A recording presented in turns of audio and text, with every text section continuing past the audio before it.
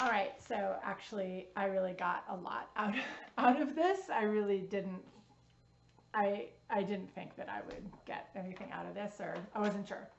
But anyway, I my faith in this method is confirmed. um, so about the orange shape, I wrote, it feels like a stable, energetic, happy force in a dull and chaotic space. For the purple squiggle, I wrote a couple of things. First, I wrote, it is sure of itself and then suddenly afraid, lost, and it returns to where it diverged. But then I felt I wanted to write a little bit more.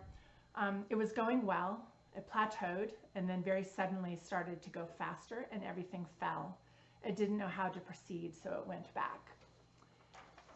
And then for all of the large neutral shapes, it feels like filler, boredom, depression, all the things I don't want to do. And then for this little thing here, it feels like another guide that I keep telling to shut up. The purple line perhaps was seeking guidance, so I kind of noticed a relationship between the orange shapes and the purple, you know, some attraction. And then for the last thing, it feels like an artificial, stuck on, monotonous person talking and not listening. Forge ahead, because it is literally a piece of tape. It literally is stuck on.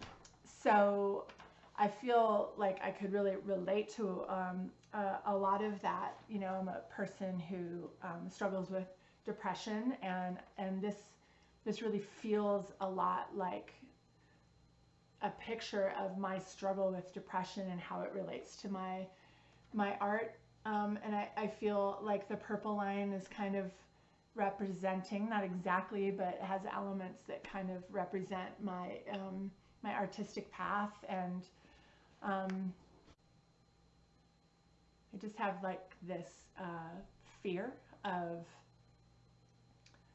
my depression, like just constantly throwing me under the bus. Like things will go really well and then I'll fall again. And what I've been really working on the past few years is like how to manage it so that my depression doesn't make it so that I'm constantly having to start over again. Like how can I kind of work it into it? So you know, it's just an inevitable thing. And I've written in blog posts about how I feel like I have these two sides and they've each been kind of fighting for dominance, and they need to make peace with each other. And so I see a lot of that struggle in this piece.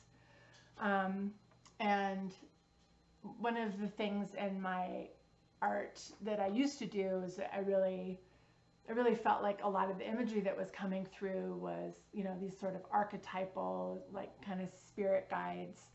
And I've not been having that same experience with them. Like I feel kind of like abandoned by that a little bit. But by doing this process, like I feel like I'm kind of getting that communication again. So that feels really good. But I do feel like, you know, those spirit guides used to be like a really bright, strong, stable thing for me, and now maybe not so much, and I don't know what this means. You know, is it that they're more abstract now? Is it that I'm not listening? Is it something's blocking? You know, it's something I can explore further. And then this to me just feels like I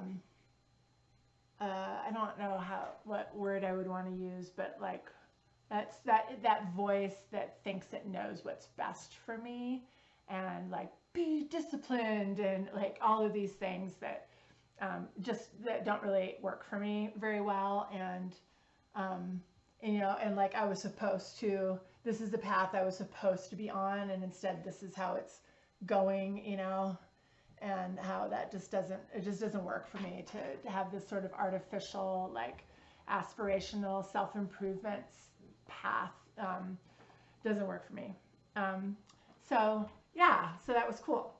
So then the next section is to sort of personify, I guess, the painting, and do some writing.